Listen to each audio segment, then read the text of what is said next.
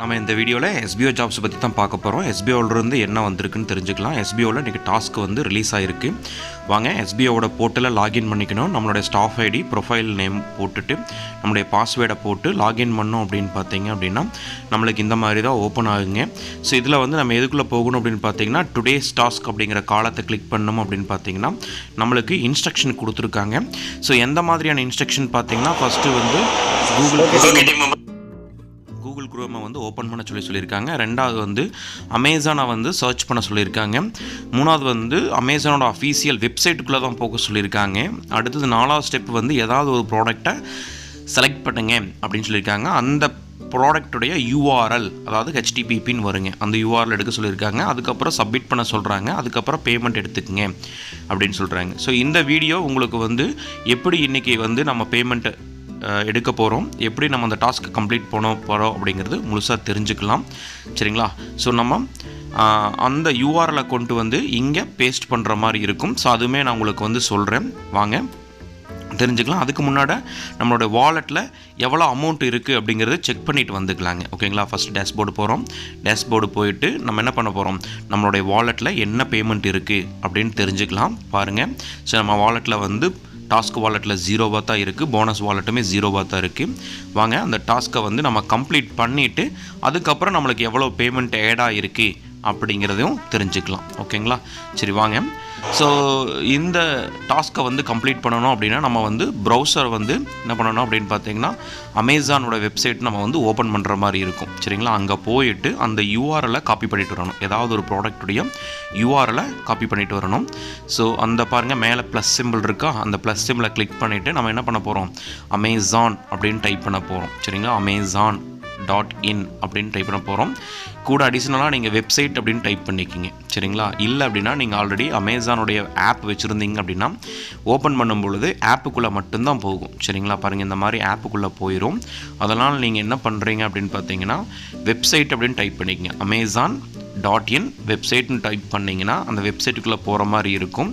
இல்லைன்னா நீங்கள் வந்து அந்த ஆப்பை டெலிட் பண்ணிவிட்டு மறுபடியும் நீங்கள் ஓப்பன் பண்ணிங்கன்னா கண்டிப்பாக உங்களுக்கு வந்து வெப்சைட்டுக்குள்ளே ஓப்பன் ஆகும். சரிங்களா? பாருங்கள், எப்படி பண்ணாலுமே ஆப் இருக்கிற வரைக்கும் நீங்கள் என்ன பண்ணாலும் திரும்ப அந்த ஆப்புக்குள்ளே தான் போகிற மாதிரி இருக்கும். ஓகேங்களா?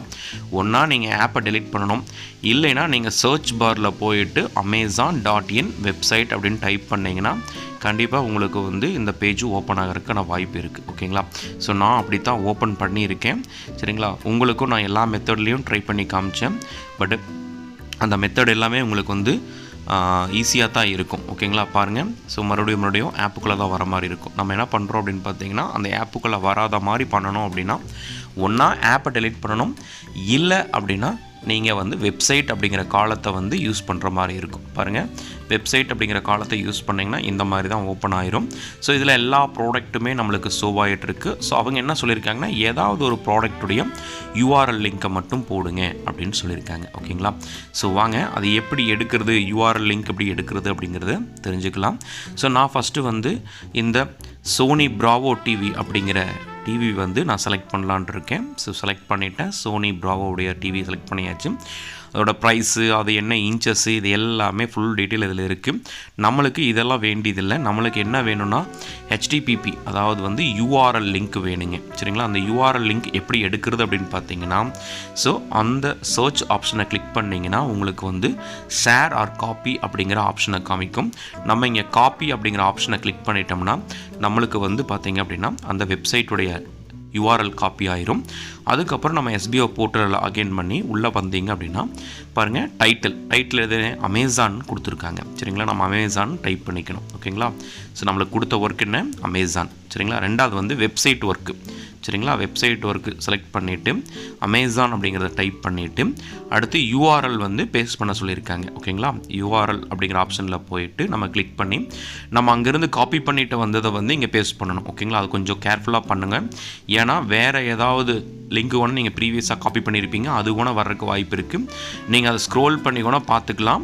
பாருங்கள், இந்த மாதிரி ஸ்க்ரோல் பண்ணி பார்த்துட்டிங்கன்னா amazon.in வருதான்னு செக் பண்ணிவிட்டு அதுக்கப்புறம் நீங்கள் என்ன பண்ணுங்கள், சப்மிட் பண்ணுங்க. அப்போ தான் வந்து நம்ம கரெக்டாக வந்து பேமெண்ட்டு நம்மளுக்கு ஆட் ஆகிற மாதிரி இருக்கும். பாருங்கள், சப்மிட் கொடுத்தாச்சு. So your task has been successfully submitted and payment 5 rupees also added your working wallet. your next task will be allowed on the third day after this form submission. 3 நாள் கழிச்சு தான் அடுத்த work நம்மளுக்கு open ஆகும்னு சொல்லியிருக்காங்க. சரிங்களா? So இந்த ₹5 add ஆயிருக்கா இல்லையா அப்படிங்கிறதையும் செக் பண்ணிக்கலாம். ஸோ டேஷ்போர்டில் போயிட்டு நம்ம என்ன பண்ணுறோம், நம்மளுடைய டாஸ்க் வாலெட்டில் பேமெண்ட்டு பார்க்குறோம். ₹5 ஆட் ஆகிருக்கு.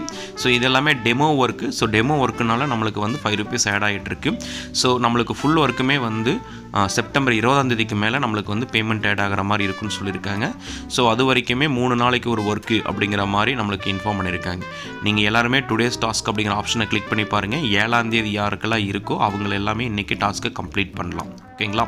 ஸோ இந்த வீடியோவை பார்த்துட்டு இருக்கக்கூடிய அனைத்து நல்ல உள்ளங்களுக்கும் நன்றி. மறக்காமல் இந்த சேனலை சப்ஸ்கிரைப் பண்ணிக்கோங்க.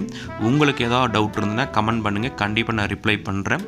இந்த வீடியோ பிடிச்சிருந்தா லைக், அதே மாதிரி உங்கள் ஃப்ரெண்ட்ஸ் அண்ட் ஃபேமிலி மெம்பர்ஸ்க்கும் ஷேர் பண்ணுங்கள். ஸோ எஸ்பிஓவில் யாரெல்லாமே ஜாயின் பண்ணியிருக்கீங்களோ அவங்களுக்கு எல்லாமே ஒரு ஹெல்ப்ஃபுல்லாகவே இருக்கும் இந்த வீடியோ. தேங்க்யூ ஃபார் வாட்சிங்.